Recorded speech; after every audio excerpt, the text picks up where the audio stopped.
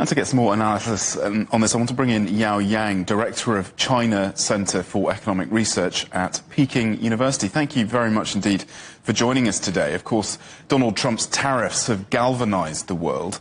Might this Munich Security Conference be able to prevent some of these measures from escalating?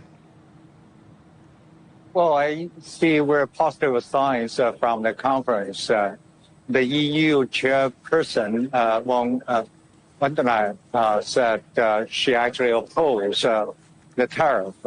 And many other participants I talked with also opposed the tariff. But the most encouraging sign actually comes from China's Foreign Minister, Wang Yi. He said we're clearly China seeks cooperation with the United States. I can see a lot of room for cooperation. China is ready to talk with the United States. And from the American side, there are also positive signs because President Trump has said many times he works on Chinese investment into the United States. So I think if that happens, we can create a win-win situation between U.S. and China. So you say a lot of room for cooperation.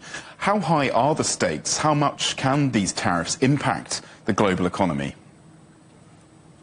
Well, I think we are still in an early stage of so-called trade war.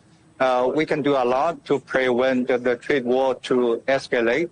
But if we don't do anything, I'm afraid probably we are going to go back to the 1930s when every country raised its tariff, then world trade declined by 30 to 40%. That would be a disaster for the whole world. So, world leaders should do everything to prevent the escalation. And as you see it, what else are the priorities on the agenda at this year's Munich Security Conference? Of course, the Ukraine war is a big topic here, but to me, I'm an economist.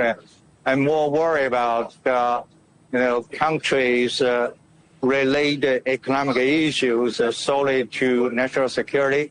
I don't think that's the right direction because we are still living in an intertwined world.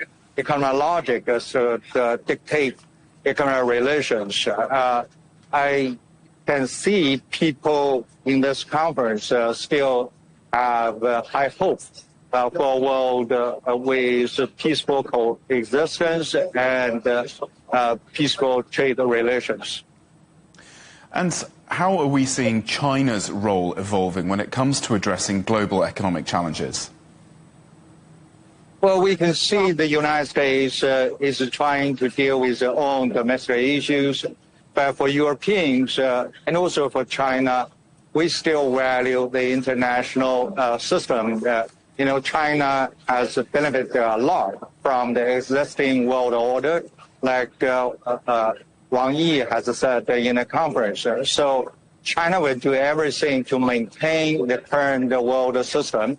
And there's ample room for China and Europe to cooperate on this front.